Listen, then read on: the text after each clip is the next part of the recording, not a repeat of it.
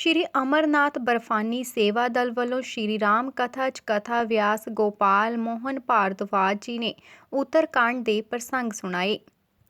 ਬੀਤੀ ਸ਼ਾਮ ਸ਼੍ਰੀ ਅਮਰਨਾਥ ਬਰਫਾਨੀ ਸੇਵਾ ਦਲ ਨੇ ਹਰ ਸਾਲ ਦੀ ਤਰ੍ਹਾਂ ਇਸ ਸਾਲ ਦੀ ਕਥਾ ਨੂੰ ਨਿਰੰਤਰ ਅੱਗੇ ਵਧਾਉਂਦਿਆਂ ਉਹਨਾਂ ਆਪਣੀ ਮਧੁਰ ਆਵਾਜ਼ ਦੇ ਵਿੱਚ ਉੱਤਰਕਾਂਡ ਦੀ ਕਥਾ ਨੂੰ ਵਿਸਥਾਰਪੂਰਵਕ ਸੁਣਾਇਆ ਅਤੇ ਸੁੰਦਰ ਭਜਨ ਸੁਣਾ ਕੇ ਸੰਗਤ ਨੂੰ ਆਨੰਦਿਤ ਕਰ ਦਿੱਤਾ।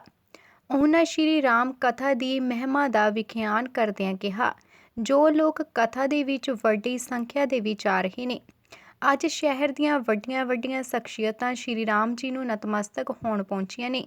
ਸਾਰੀ ਸੰਗਤ ਨੂੰ ਵਿਆਸ ਪੀਠ ਤੋਂ ਬਹੁਤ ਸਾਧੂਵਾਦ।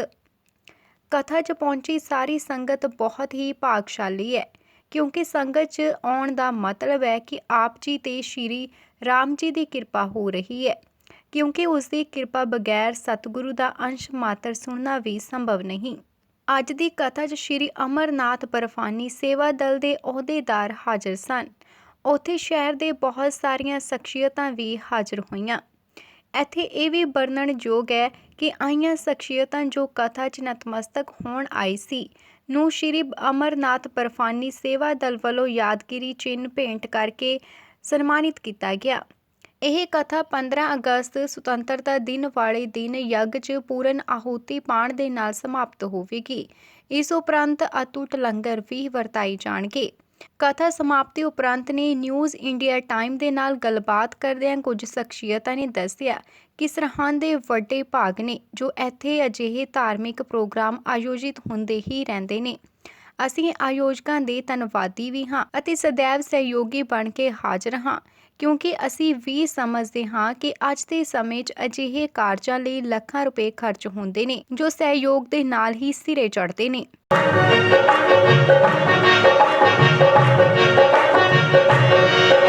एक मंदिर में गए, शायद यहाँ तो हो मेरे राम जी। एक मंदिर में बने पुजारी, हो गया संध्या काल, द्वार खुले तो बैठे सावरिया इंतजार। हाथ जुड़े के जुड़े रह गए, हाथ जुड़े के जुड़े रह गए, निकली ना अरदास कहीं ना प्रभाव ना पाया, तो हो गया चित उदास कहीं ना प्रभाव ना पाया, तो हो गया चित उदास।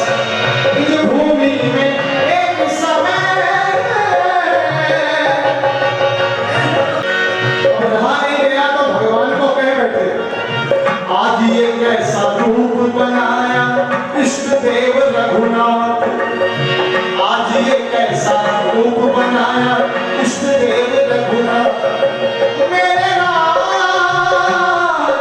मेरे राम, मेरे राम, आज ये कैसा रूप बनाया इष्ट देव रघुनाथ। ਅੱਜ ਸ਼੍ਰੀ ਰਾਮ ਕਥਾ ਸਰਹੰਦ ਵਿੱਚ ਚੌਥੇ ਦਿਨ ਦੀ ਸ਼ੁਰੂ ਹੋਈ ਸੀ, ਜਿਹੜਾ ਕਿ ਭਾਰਦਵਾਜ ਜੀ ਵੱਲੋਂ ਬਹੁਤ ਹੀ ਮਿੱਠੀ ਬਾਣੀ 'ਚ ਸੁਣਾਈ ਗਈ। ਕਿਉਂਕਿ ਭਾਰਦਵਾਜ ਜੀ ਦੀ ਤਾਰੀਫ ਦੇ ਕੋਈ ਮੁਹਤਾਜ ਨਹੀਂ ਹਨ, ਕਿਉਂਕਿ ਬਹੁਤ ਵੱਡੇ ਕਲਾਕਾਰ ਨੇ ਹਿੰਦੁਸਤਾਨ ਦੇ। ਇਹ ਸਾਡੀ ਬੜੀ ਵੱਡੀ ਸਾਡੀ ਖੁਸ਼ਕਿਸਮਤੀ ਹੈ ਕਿ ਸਾਡੇ ਸ਼ਹਿਰ 'ਚ ਆਏ ਅਤੇ ਰਾਮ ਚਰਿਤਰ ਮਾਨਸ ਕਥਾ ਸੁਣਾਈ। ਅਸੀਂ ਬੜੇ ਇਹਨਾਂ ਦੇ ਵਾਰੀ ਹਾਂ ਅਤੇ ਬਹੁਤ ਹੀ ਸੁੰਦਰ ਕਥਾ ਸੁਣ ਕੇ ਮਨ ਬੜਾ ਪ੍ਰਸੰਨ ਹੋਇਆ। ਸਾਰਿਆਂ ਨੂੰ ਬੇਨਤੀ ਹੈ ਕਿ ਇਸ ਕਥਾ ਨੂੰ ਸੁਣਨ ਲਈ ਜ਼ਰੂਰ ਪਹੁੰਚੋ, ਤਾਂ ਕਿ ਸਭ ਸੰਸਾਰ ਦਾ ਸਾਰੇ ਮਾਨਵ ਦਾ ਇਹ ਭਲਾ ਹੋ ਸਕੇ ਅਤੇ ਪ੍ਰਭੂ ਦੇ ਚਰਨਾਂ 'ਚ ਆ ਕੇ ਹੀ ਇਹ ਕੰਮ ਪੂਰਨ ਹੋ ਸਕਦਾ ਹੈ। ਇਸ ਕਰਕੇ ਸਾਰੇ ਦੇਸ਼ ਦਾ ਦੁੱਖ ਦਲਿੱਦਰ ਦੂਰ ਕਰਨ ਵਾਸਤੇ ਪ੍ਰਭੂ ਦਾ ਆਸਰਾ ਲੈਣਾ ਅਤੀ ਜ਼ਰੂਰੀ ਹੈ। ਯੋਗੇਸ਼ਪੁਰੀ ਸਰਹੰਦ ਧੰਨਵਾਦ ਕਰਦਾ ਹਾਂ ਬਰਫਾਨੀ ਸੇਵਾ ਦਲ ਦਾ, ਇਸ ਸੰਸਥਾ ਦਾ ਜੋ ਕਿ ਉੱਭਰ ਕੇ ਲੋਕ ਸਮਾਜ ਸੇਵਕ ਦੇ ਕੰਮਾਂ 'ਚ ਅੱਗੇ ਆ ਰਹੀ ਹੈ।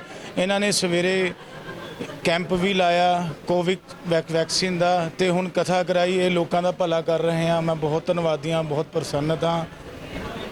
ਸ਼੍ਰੀ ਅਮਰਨਾਥ ਬਰਫਾਨੀ ਸੇਵਾ ਦਲ ਵੱਲੋਂ ਅੱਜ ਕਥਾ ਦਾ ਚੌਥਾ ਦਿਨ ਸੀ। ਲੋਕਾਂ ਦੇ ਵਿੱਚ ਬੜਾ ਭਰਮਾ ਹੰਗਾਰਾ ਕਥਾ ਨੂੰ ਸੰਬੰਧ ਵਿੱਚ, ਬੜੀ ਮਾਤਰਾ ਦੇ ਵਿੱਚ ਲੋਕ ਉਰੇ ਪਹੁੰਚੇ ਨੇ ਤੇ ਸਾਨੂੰ ਉਮੀਦ ਹੈ ਕਿ ਗੋਪਾਲ ਮੋਹਨ ਭਾਰਦਵਾਜ ਜੀ ਦੀ ਬਾਣੀ ਤੋਂ ਜਿਹੜਾ ਉਹ ਗਿਆਨ ਦਿੱਤਾ ਜਾ ਰਿਹਾ ਉਹਨੂੰ ਆਪਣੇ ਕਰਮ ਰੂਪੀ ਜੀਵਨ ਦੇ ਵਿੱਚ ਜ਼ਰੂਰ ਧਾਰਨਗੇ ਤੇ ਮਤਲਬ ਕਿ ਸਾਨੂੰ ਇਸ ਤਰ੍ਹਾਂ ਦੇ ਸਮਾਗਮ ਆਯੋਜਿਤ ਕਰਦੇ ਰਹਿਣੇ ਚਾਹੀਦੇ ਆ ਤਾਂ ਕਿ ਜਿਹੜਾ ਸਾਡਾ ਸਮਾਜ ਹੈ ਧਰਮ ਦੇ ਨਾਲ ਵੀ ਜੁੜਿਆ ਰਹਿ ਸਕੇ। ਅੱਜ ਸਾਨੂੰ ਪਤਾ ਲੱਗਿਆ ਕਿ ਸ਼੍ਰੀ ਅਮਰਨਾਥ ਬਰਫਾਨੀ ਦਲ ਵੱਲੋਂ ਲੰਚ ਕੈਂਪ ਵੀ ਲਗਾਇਆ ਗਿਆ ਹੈ ਵੈਕਸੀਨ ਦਾ, ਤੇ ਉਹਦੇ ਵਿੱਚ ਕਿੰਨੇ ਲੋਕਾਂ ਨੇ ਫਾਇਦਾ ਲਿਆ?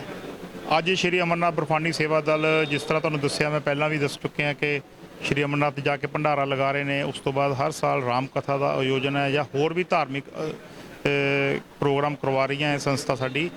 ਅਸੀਂ ਆਪਣੀ ਲੜੀ ਦੇ ਵਿੱਚ ਕੁਝ ਚੇਂਜਸ ਕਰਦੇ ਹੋਏ ਕੋਵਿਡ ਦੇ ਧਿਆਨ 'ਚ ਰੱਖਦੇ ਹੋਏ ਅਸੀਂ ਕੋਵਿਡ ਦੇ ਕੈਂਪ ਲਗਾ ਰਹੇ ਹਾਂ।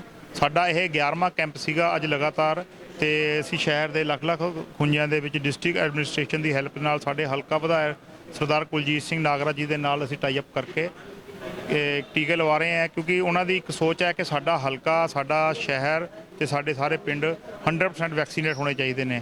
ਤੇ ਉਸੇ ਕਰਕੇ ਅਸੀਂ ਇਹ ਅੱਜ ਲਾਏ ਆ। 450 ਦੇ ਲਗਭਗ ਕੋਵਿਡਸ਼ੀਲਡ ਤੇ ਕੋਵੈਕਸਿਨ ਦੇ ਟੀਕੇ ਲੱਗੇ ਨੇ।